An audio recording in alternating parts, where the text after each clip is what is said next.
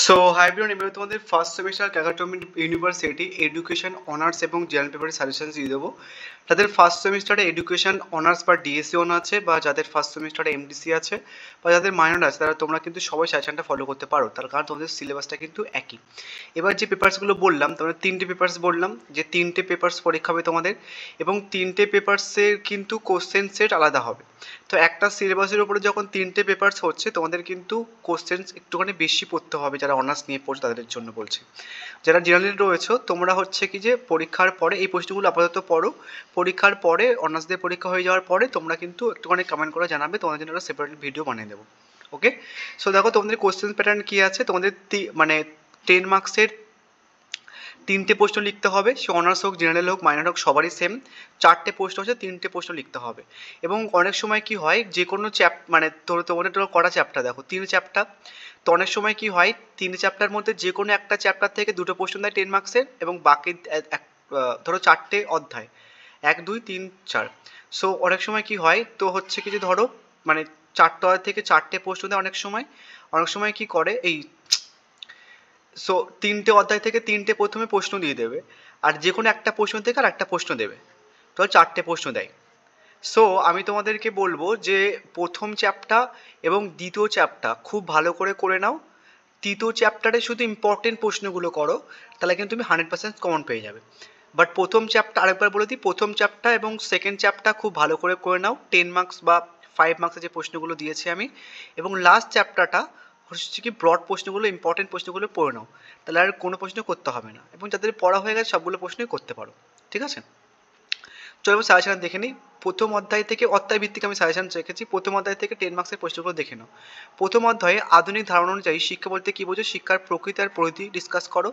বা বলতে পারে আধুনিক শিক্ষা ব্যবস্থার প্রকৃতি ও পরিধি সংক্ষেপে আলোচনা করো। বা বলতে পারে শিক্ষা ও শব্দের অর্থ বোঝাও, শিক্ষার পরিধি সম্পর্কে আলোচনা করো। বা বলতে পারে পাঠ্যক্রমে আধুনিক ধারণাটি ব্যাখ্যা করো। হয়ে গেল। নেক্সট প্রশ্ন, ডেলার শিক্ষার লক্ষ্য সম্পর্কে ডেলার কমিশনের অভিমত গুরুত্ব সহকারে আলোচনা করো। নেক্সট প্রশ্ন, শিক্ষার ব্যক্তিতান্ত্রিক এবং সমাজতান্ত্রিক লক্ষ্যগুলি সম্পর্কে আলোচনা করো, এর মধ্যে কোনটি বেশি গ্রহণযোগ্য। বা বলতে পারে যে শিক্ষার ব্যক্তিতান্ত্রিক ও সমাজতান্ত্রিক লক্ষ্য বলতে কী বোঝো, এই দুটো লক্ষ্য কীভাবে পরস্পর সম্পর্কযুক্ত। নেক্সট প্রশ্ন হচ্ছে কি, শিক্ষার বৃত্তিমূলক ও গণতন্ত্র লক্ষ্য সম্পর্কে সংক্ষিপ্ত ধারণা দাও। নেক্সট প্রশ্ন হচ্ছে কি তোমার, বস্তুবাদ বলতে কী বোঝো, বস্তুবাদের মূল বিষয় বা বৈশিষ্ট্য উল্লেখ করো, শিক্ষার বস্তুবাদের প্রভাব আলোচনা করো। নেক্সট, বৌদ্ধ দর্শনের বৈশিষ্ট্য বা মূলনীতি লেখো, আধুনিক শিক্ষার পাঠ্যক্রমে বৌদ্ধ দর্শনের প্রভাব লেখো। তারপর হচ্ছে কি যে প্রয়োগবাদ বলতে কী বোঝো, মূলনীতিগুলি উল্লেখ করো, শিক্ষা প্রক্রিয়া কীভাবে এই দর্শনের দ্বারা প্রভাবিত। নেক্সট, আধুনিক শিক্ষাক্ষেত্রে ভাববাদী দর্শনের নীতিগুলি কীভাবে প্রতিফলিত হয়েছে। নেক্সট, প্রকৃতবাদ কি, শিক্ষার লক্ষ্য ও পাঠ্যক্রমে প্রকৃতবাদের প্রভাব। নেক্সট, প্রকৃতবাদী বলতে কী বোঝো, শিক্ষার পদ্ধতিকে প্রকৃতবাদ কীভাবে প্রভাবিত করে। টোটাল 10টা প্রশ্ন আমি তোমাদের রাখলাম মডিউল 1 থেকে বা চ্যাপ্টার 1 থেকে। সো 10টা প্রশ্নের মধ্যে যেহেতু এবছরের জন্য মডিউল 1 থেকে বা চ্যাপ্টার 1 থেকে দুটো প্রশ্ন পড়ার চান্স 10 মার্কসের।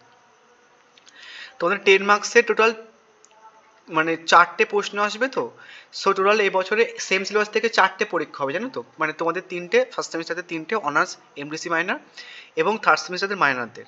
তো 4টে পরীক্ষাতে তোমাদের প্রশ্ন আসবে 4 4 16টা 10 নম্বরের প্রশ্ন পরীক্ষাতে আসবে। ঠিক আছে, সো আমি তোমাদের মোটামুটি তো একটুখানি দিয়েছি মোস্ট ইম্পর্টেন্ট প্রশ্নগুলো। তারপর হচ্ছে কি 5 মার্কসের প্রশ্নগুলো দেখে নাও। সংকীর্ণ ব্যাপক অর্থে শিক্ষার বৈশিষ্ট্য উল্লেখ করো, ডিলাস কমিশনের অনুসারে একত্রে বাজার শিক্ষা বর্ণনা করো। বা বলতে পারে যে একত্রে বসবাস শিক্ষার ধারণা লেখো। বা বলতে পারে যে শিক্ষার উপাদান সমূহ কি, শিক্ষার উপাদানগুলি ব্যাখ্যা করো। এডুকেশন শব্দের ব্যুৎপত্তিগত অর্থ লেখো, শিক্ষার প্রধান কাজ উল্লেখ করো। ভাববাদ কি, শিক্ষার ভাববাদের প্রভাব। যোগ দর্শন মূল নীতিগুলো কী কী, আধুনিক শিক্ষায় যোগ দর্শনের ভূমিকা লেখো। যোগ দর্শন কি, যোগ দর্শনে ঈশ্বরের তত্ত্বের বর্ণনা দাও, শিক্ষার প্রয়োগবাদের প্রভাব উল্লেখ করো। নেক্সট, বস্তুবাদ কি, বস্তুবাদের বৈশিষ্ট্য লেখো। সো আমি তোমাদের অনেকটাই বলতে গেলে প্রশ্ন দিয়েছি, কিছু করার নেই, যেহেতু একটা সিলেবাস থেকে 4টে 5টা পরীক্ষা হচ্ছে। এবার তোমরা অনার্সের কোশ্চেন পেপার দেখে রাখতে পারো, এর আগের বারে যে অনার্সের কোশ্চেন পেপার প্রথম অধ্যায় থেকে, এটা প্রথম অধ্যায়ের প্রশ্ন অনার্সের। এটা এমডিসিদের মানে যারা জেনারেল আছে তাদের প্রশ্ন, তোমরা চাইলে দেখে রাখতে পারো। সো অনার্সদের প্রশ্ন এগুলো, এটা 5 মার্কসের প্রশ্ন এমডিসিদের। তারপর হচ্ছে কি যে এটা হচ্ছে কি যে মাইনরদের প্রশ্ন। তো প্রিভিয়াস ইয়ারের কোশ্চেন প্রথম অধ্যায় থেকে কী কী দিয়েছিল আমি কিন্তু দেখিয়ে দিলাম, বুঝে গেছে। এবার হচ্ছে কি তোমাদের চ্যাপ্টার 2 থেকে দেখে নাও, চ্যাপ্টার 2 কোন কোন প্রশ্নগুলো করবে। প্রথম প্রশ্ন, একজন আদর্শ শিক্ষকের কার্যাবলী উল্লেখ করো। নেক্সট প্রশ্ন, শিক্ষার অপ্রথাগত সংস্থার ধারণা দাও, শিক্ষার সংস্থা হিসেবে রাষ্ট্রের ভূমিকা উল্লেখ করো।